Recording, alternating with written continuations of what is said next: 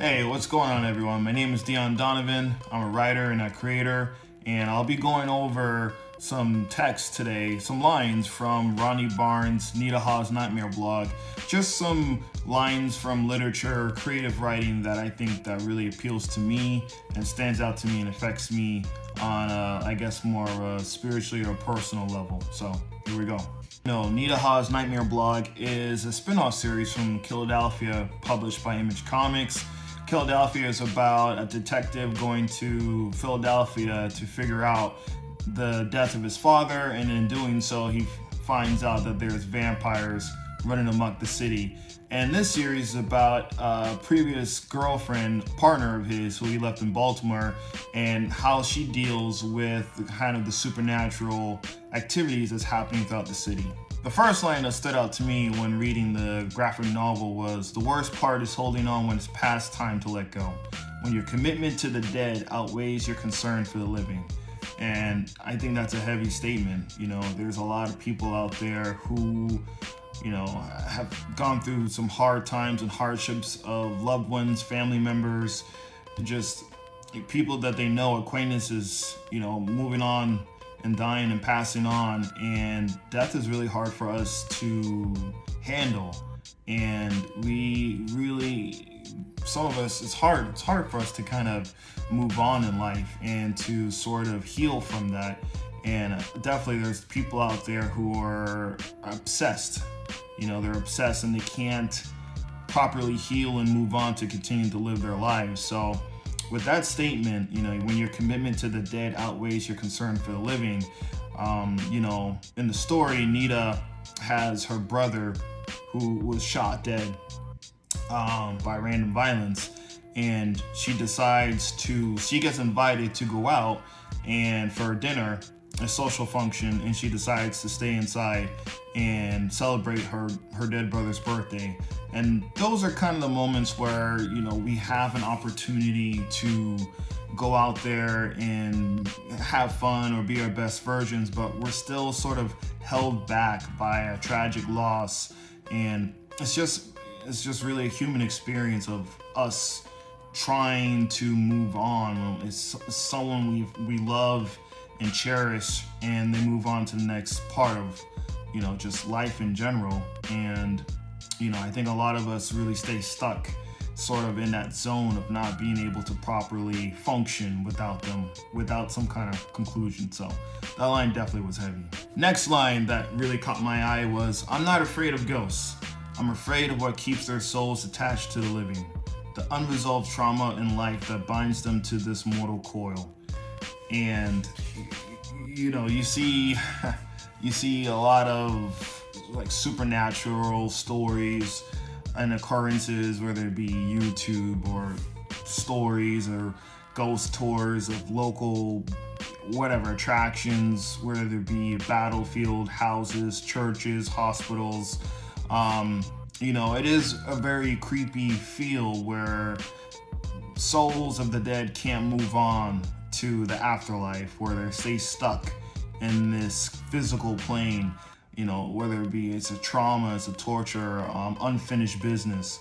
I think, the reason why a spirit would dwell here and not move on, it is creepy. It can be scary, especially if there's some kind of tragic backstory for the person dying.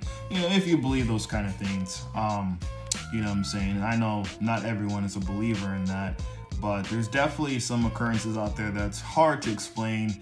And, I definitely, a good story is a good story. And when you have these kind of real life things happening, or even just rumored or just gossip or just folklore attached to the death of somebody, it could be very horrific. It can be very tragic. It could be very heartbreaking. And the reason why someone would stay rather than move on, it could definitely hit. Third line that really stuck out to me was, "The highest form of expression is when one utilizes the heart and mind simultaneously, causing dreams to manifest before the dreamer's eyes. It's high from which seemingly there is no limit, but for every up there's always a down." And as a creator myself, when you get in the zone and your muse starts to talk to you and you start to write, or whenever you're just ideas just start coming through. When you're just like in a zone, it's like your mind is reflecting, well, what you're feeling, and you're really just able to create art. That line really speaks to me. And whenever there's a high, what comes up must come down eventually of some sort. So whether that be writer's block, whether it be you submitted something and you got rejected, or nothing really, you posted something on social media expecting some results, you put a lot of time and effort into it, and you were really excited about it, and then it didn't really catch on. These things kind of happen. So that was a very relatable line. The fourth line that really stuck out to me was, I was happy. The thing that matters in life, family, health, career, I had them all. I wanted to live in that moment forever. But I soon learned that's not how life works. We get moments of bliss separated by moments of trauma. And like the previous line that I mentioned, we get our highs and we get our lows. And those moments of trauma, it varies from individual to individual. And, it could be minor, it could be big. I wouldn't even say for some people trauma, it could just be just existing, like nothing's really happening, nothing's really going on. And, those are the periods in life where you're just kind of just not living, or it's just painful to even exist. And we go through life, and like it says, we have highs and lows, and for some of us it can be very high and it can be very low. It just depends. I just thought that was a really realistic depiction of everyday life of a person living right now. The fifth line that really stood out to me was, moments of bliss between moments of trauma. That's life in a nutshell. But I ask, what is death? The answer for each of us is coming, and for some, it's coming sooner rather than later. And boy, that is heavy sentiments right there. Every day there's the news articles, there's internet posts, there's whatever. There's some sort of sign or symbol that indicates every one of ours mortality. We see an actor that we loved growing up as a kid, and we see how much older they've gotten. Or we even remember seeing our younger cousins or nieces or nephews as toddlers, and we see them now and they're like, wow, they're like teenagers, they're young adults, they're in their late teens, early 20s. We hear passing of celebrities, historical figures, all that. There's definitely an internal clock, even though we may not be conscious of it. Sometimes in life, that clock, you're more aware of. You're aware of your mortality more so. You're aware of the mortality of others around you as well. You start to question, what are you leaving behind? What is the meaning of your life? What exactly are you here to do? What is your purpose? What is the whole, what is the point of the whole grand scheme of it all? And we definitely get that sense of mortality at some point in different pieces of our lives, whether it is a loved one passing on, whether it is a celebrity, whether it is just a news article, or you just see something in person that's like, whoa, that could have been me.